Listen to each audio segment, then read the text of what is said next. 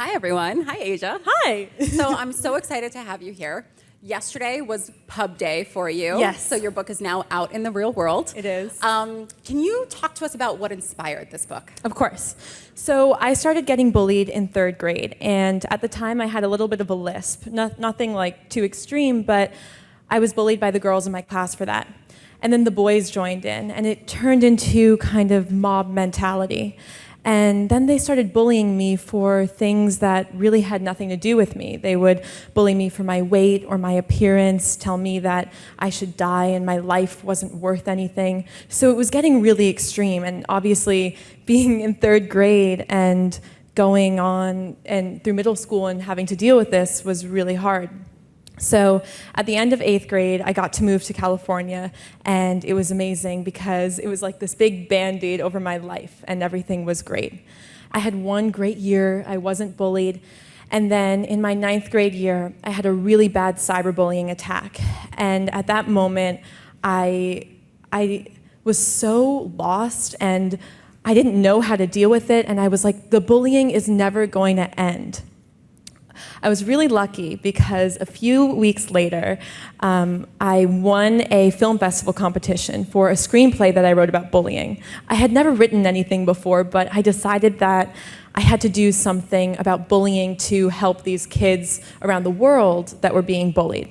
So I won this competition, and I continued writing, but I was like, I need to do something more, something that's going to help kids at a larger scale. So at 16, I was no longer being bullied, everything was great, and one day I saw an article and a 16-year-old boy had killed himself. And it was during a year where there were like endless teen suicides because of bullying, but this one hit me so hard, and I was like, I can't sit here and not do anything. So I started crying, and my mom walked into the room and she said, "What are you going to do about this?" And that was the moment that I decided I wasn't going to be a bystander to the 13 million American kids every year that are bullied. I was going to do something to make a change. And I started writing my book, The Survival Guide to Bullying. That's amazing. Thank you. So one of the great stories about this book is that it's had quite a journey. You actually self-published this book first, and then Scholastic picked it up. Can you talk about that journey? Absolutely. So this past October, I decided to self-publish the book. I wanted it to be in kids' hands right away. I wanted them to be able to get through this time. And so I made it as cheap as possible. I made it $4.99, and I promoted it myself, and I was speaking at schools in Southern California and really trying to get it out there. I was so lucky because 1 month after I self-published it, Scholastic found it and acquired the rights, and it's my dream to have been published by Scholastic because I grew up reading all of their books. And, you know, those are the books I read when I was being bullied, so I'm so lucky and so happy to now be a Scholastic author. What's really cool is that you actually won a Scholastic Art and Writing Award in high school, right? I did. So when I was 17, I entered the Scholastic Art and Writing Awards for a poem and a screenplay that I wrote. And I was so lucky to have won, and that really gave me the confidence to continue writing. And I think what's so incredible about those awards is that anyone in the world, I believe, can participate. In the U.S. Or in the right. U.S., I'm sorry. But they can participate and kind of get their start no matter what area of art they're in and develop that confidence. So it's an incredible competition, and it gave me the confidence to write the book. That's wonderful. So the book is really sort of a guidebook, isn't Yes. it? So do you have any specific tips that you could share with people who might be going through a similar experience that you did? Definitely. The first big tip I would say is you should never go through this alone. So I really suggest creating your top 5 list, and I talk about that in my book, which is basically the top 5 people in your life that you love and trust and can go to. So whether that is a coach or a teacher or a parent or an aunt or an uncle, you know, I was terrible at communicating with my parents, and I really wish if I could go back that I would have known how to tell them what was going on because I needed their help. And I get messages from kids all around the world who say, I can't talk to my parents, or they won't help me and I need help. And I always tell them, there is someone there in your life, and you might not expect it, but they are there and they can help you. So don't ever give up trying to find help. And then the second tip I would say, and I talk about it in my book, is you need to become your own superhero, because sometimes there's no one else there to save you but yourself. So what that means is advocate for yourself, take charge of your life, find a passion that you can put all of your pain and frustration into, something that will distract you also from everything that's going on, and just, start step by step by turning your life around. It's not easy. It took me so many years to do it, but it's definitely possible. I think you should try to make hashtag become your own superhero a thing. I love it. I love it. Yes. So speaking of social media, yes. Obviously we live in a very online world, and that's really opened up new avenues of bullying for people. Yes. So cyberbullying is a really big deal. Can you talk a little bit about that? Absolutely. Cyberbullying is a huge deal, and I was actually reading this morning that since 2005, there have been cybercides, which are suicides due to cyberbullying of kids. And this is something I never even knew about. I think that it's not talked about enough, honestly. The internet is a wonderful tool. I'm able to talk to all these kids around the world because of it. But there's also a downside, and there's kids now that are in 3rd grade and they're being cyberbullied. So I talk all about it in my book, about going dark, about privacy, and just, it's okay to have social media, and it's okay to talk to your friends and post things, but you need to be careful. You need to know all of the privacy settings and have an open conversation with your parents about it, because when I had my worst cyberbullying attack, I went to my parents and told them everything. Actually, I can tell you about it. What happened was, when I was in 9th grade, a girl that I had never met dressed up as me for Halloween. And she wore a sign around her neck with my name on it and went around my old school in New York. I was now living in California, dressed up as me. And I was having a normal Halloween, and then I saw this picture sent to me on my phone, and I went on Facebook, and there were all of these comments saying the most disgusting, vulgar things about me, but I had never met these people before. And it was my darkest, worst bullying moment. And it took me a really long time to get over that and be able to go out in the world and love myself and not be ashamed of who I was. But in a way, I think that I had to have that incident, because I want to be able to tell these kids that no matter what they're going through, they can get through it. I didn't think that I could ever get through that moment, but I'm really happy to say that I have, and I feel strong, and you can really get through anything. That's great. You've been hearing all sorts of stories from people around the world about their Yes. own bullying experiences. How does that make you feel?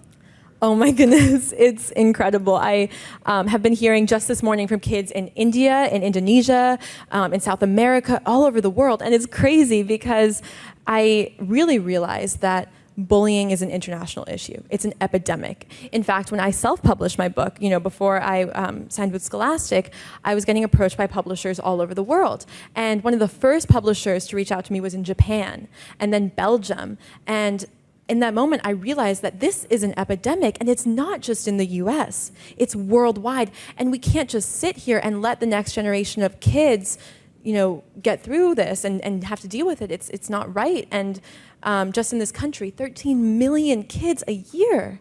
So I really hope that my book will start a conversation and a movement, because it's just the first step. But I think that there are so many wonderful organizations and people in this country and in the world that can change this epidemic. So it seems like you really used writing and artistic endeavors as an outlet for you Yes. during your teen years.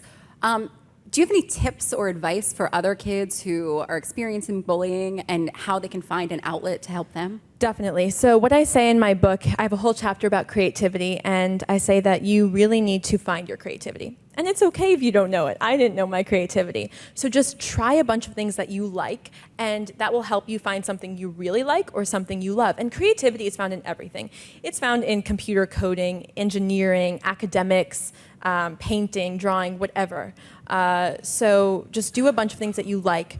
kind of find your passion and just take hold of that. Never let anyone tell you no, and go forth to pursue your dreams. So this book is all sorts of things. It's a guidebook. It's a personal memoir in a way. Yes. If you could sum it up in 1 or 2 sentences, what would you say? I would say this book is a guide to help any kid get through the rough waters of bullying and any parent to understand what is going on in their kids' lives. Great. So you've coined a new phrase in this book. It's called Rome. Yes. Can you explain what a Rome is? Yes. A Roem is a rap poem. Before I wrote the book, I actually wrote a few Roems. I was having trouble writing, and I wanted to find an easier way to kind of get my feelings out. So I started writing these rap poems, actually inspired by one of Eminem's songs called No Love, which is about bullying. So if you want, I can read one. I think we do want.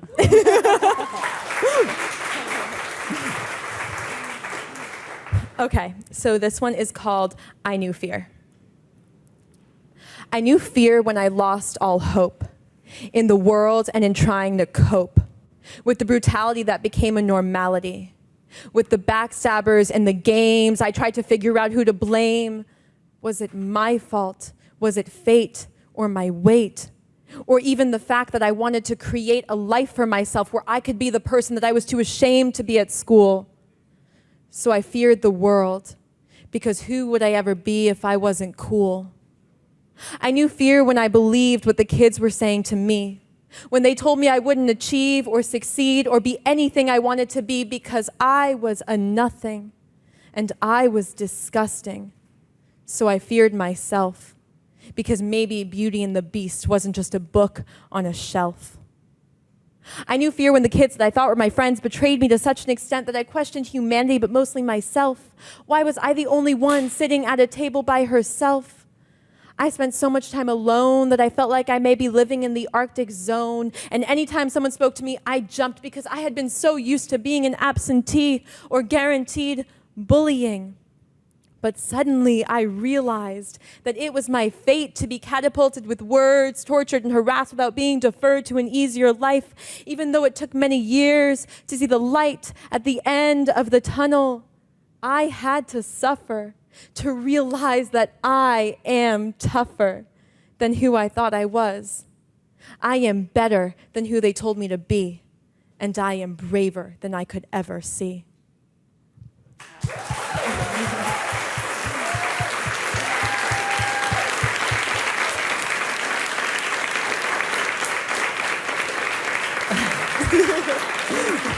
I know I'm not the only one with chills. I think that was really incredible, so thank you. Thank you so much. And we're going to open it up for audience questions Awesome. now. Hello. Okay, that was beautiful. I just got chills. How do you feel about bullying also occurring in college? And do you think that we'll ever reach an age where it'll finally stop? I think that, obviously bullying occurs everywhere. This one woman came up to me once on the street, and she had heard about my book once Scholastic had just picked it up, and she told me that she was being bullied in the workplace. And she was probably in her mid-30s, and I couldn't believe that bullying still existed then. I think that, I think ending this epidemic is kind of a step-by-step process. I think that these kids that are now bullying in college or in the workplace have grown through middle school and high school getting away with bullying. Or being bullied and no one helping them. So I think that by starting in middle school and high school and showing that there is no tolerance for bullying in school and that this behavior won't be accepted, I really believe that on into adulthood, it will really decrease.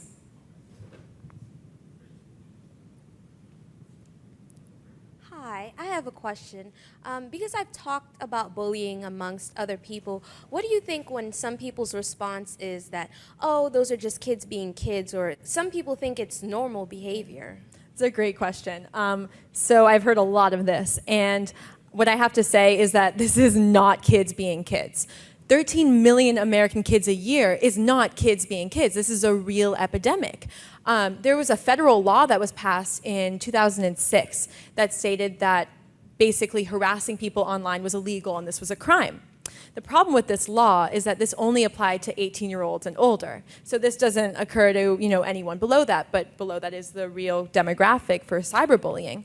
So I think that in the past, maybe 50 years ago, maybe that was kids being kids. But now with cyberbullying and with technology, this is no longer just kids. This is an epidemic. And if we don't take control, then we're going to continue to see teen suicides every year. And that shouldn't happen.